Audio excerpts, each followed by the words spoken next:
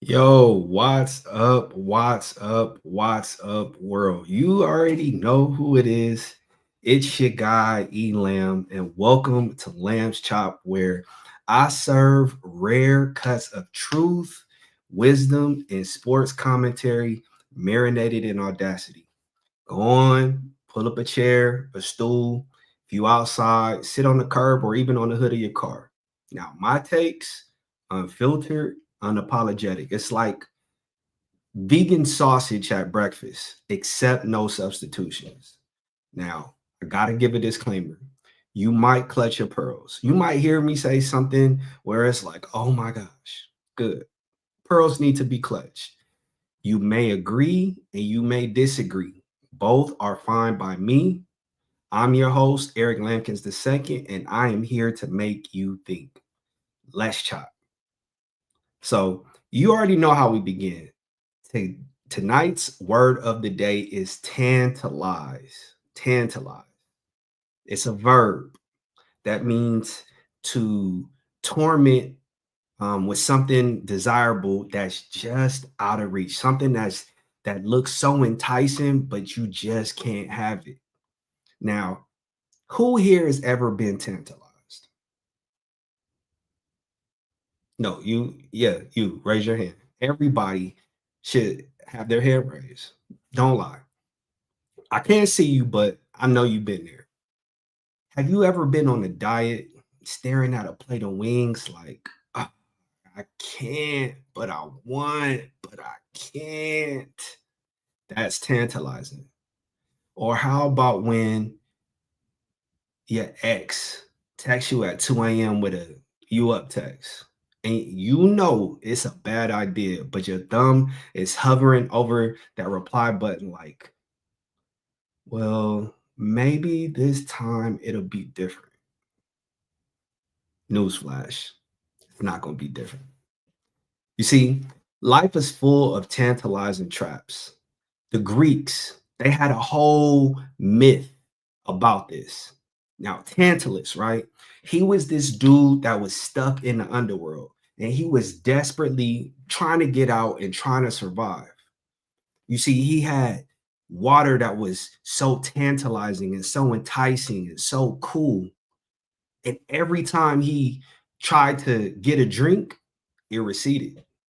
And then above his head was fruit so bold, so audacious, so full of life. And every time he reached for it, it just lifted out of his reach. Dude was the original meme of almost had the dude in the State Farm commercial where he's pulling, you know what I'm saying, the dollar and was like, oh, gotta go harder than that.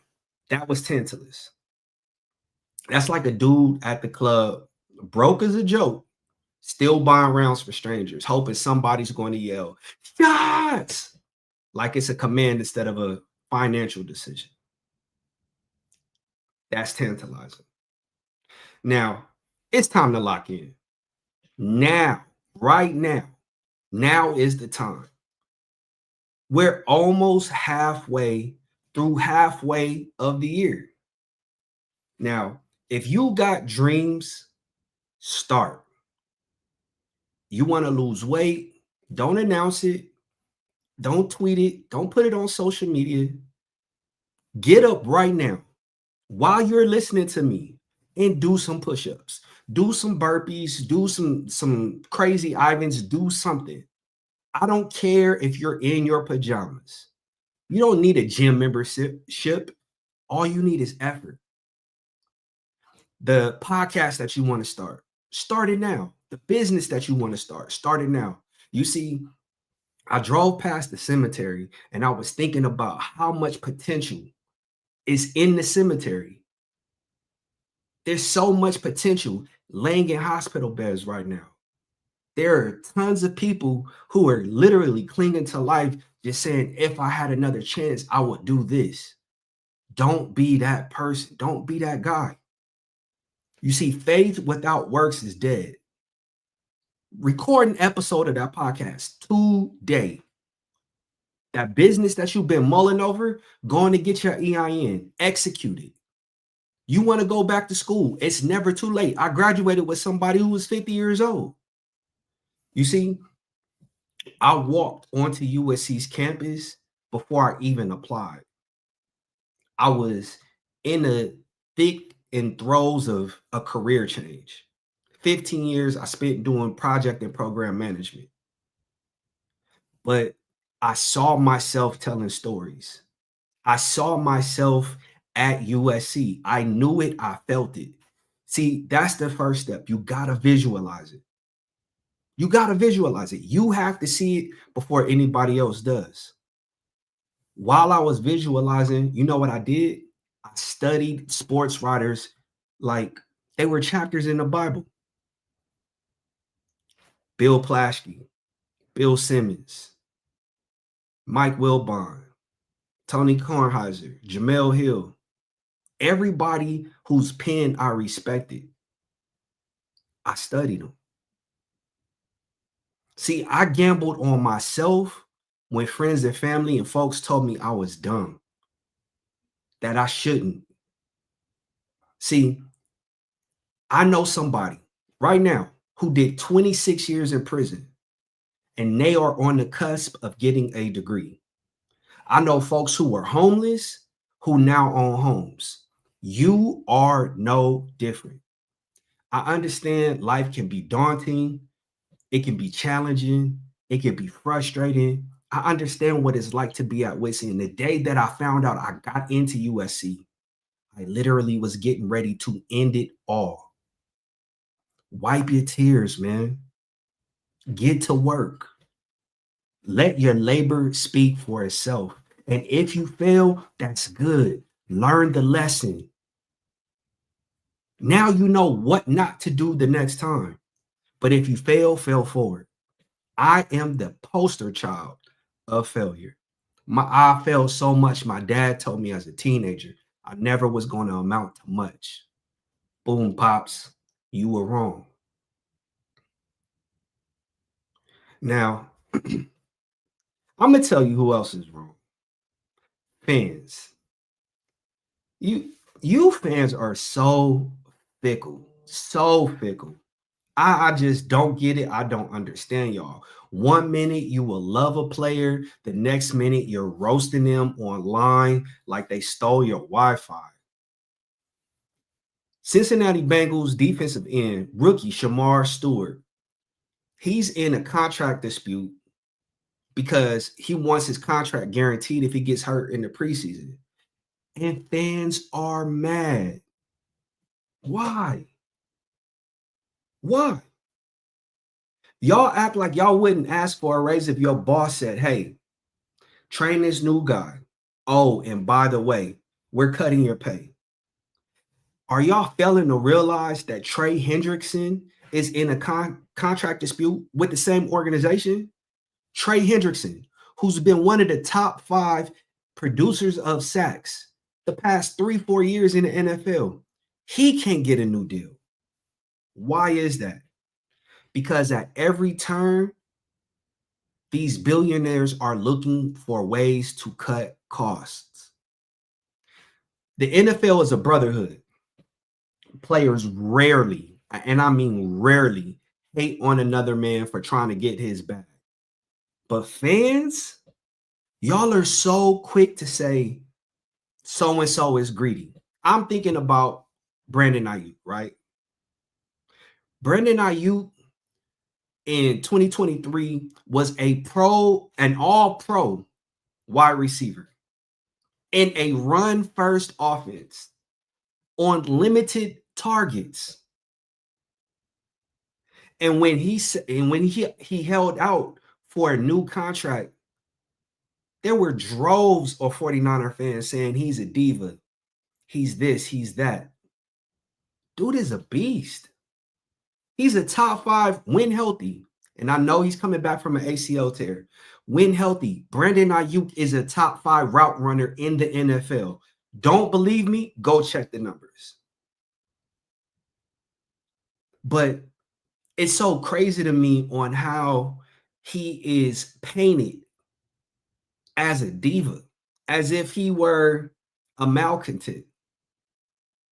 Of all the blockers on the 49ers, he and Jawan Jennings are the two best blockers outside of George Kittle and Trent Williams. That's crazy to me. Do you guys have no scruples? Do you guys have no principles? Y'all act like if you were in a situation, you wouldn't do the same thing. He's not greedy, man. They're not greedy. While you guys are cheering for a billionaire owner,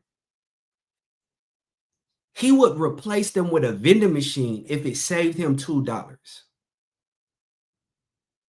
And I hear it all. How much does he want for catching footballs? But some of you, all you do is push papers. You hammer nails, you sell cars, you flip burgers, whatever it is that you do. Every job can be trivialized and minimized to saying, oh, you do just this. But guess what? You do it, and you do it well. Should you not be compensated for that?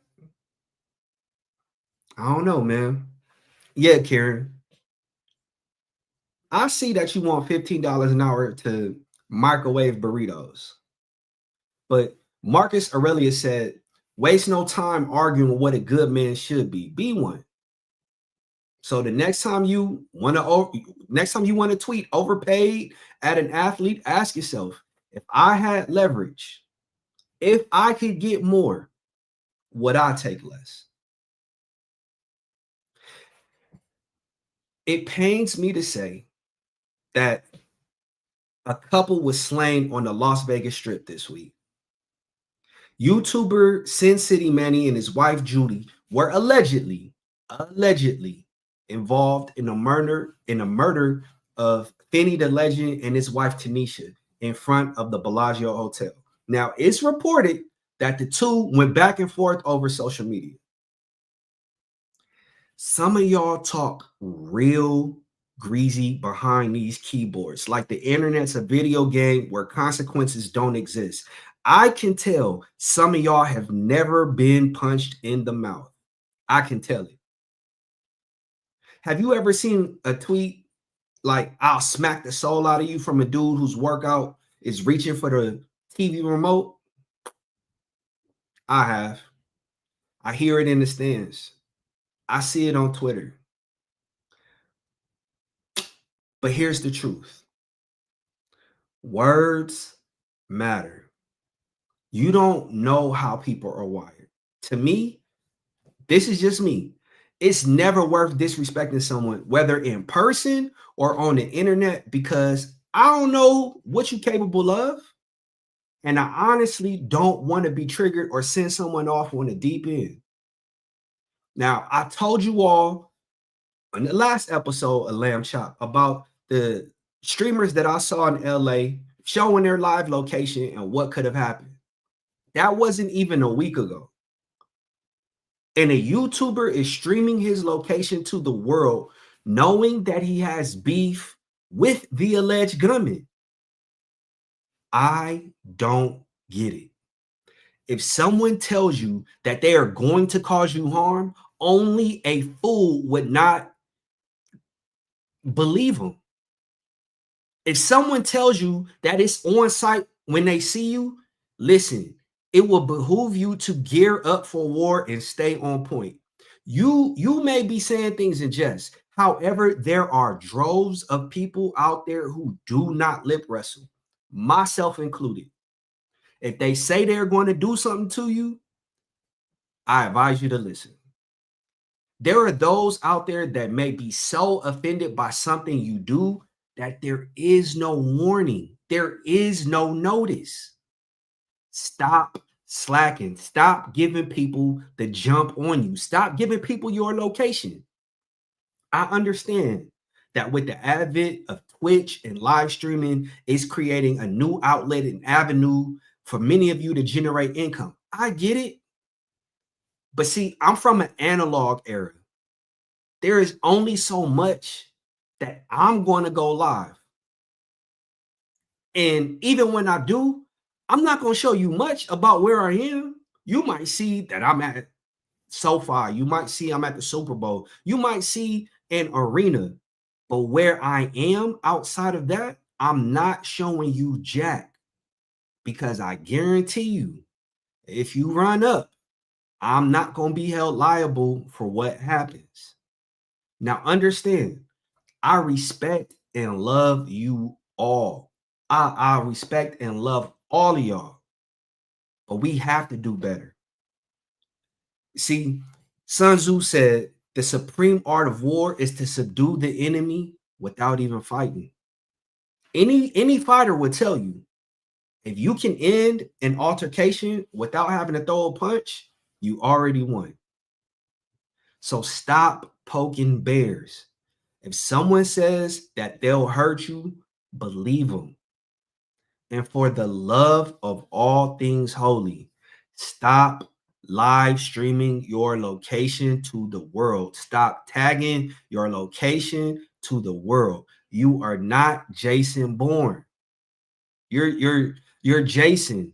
Hold my beer while I check in at this Waffle House. That's the episode of Lamb Chops for today. Hey, we laughed, we learned. Maybe you agreed, maybe you didn't. Either way, you thought. Remember, tantalizing distractions, ignore them. You got to. Dreams, I want you to chase them.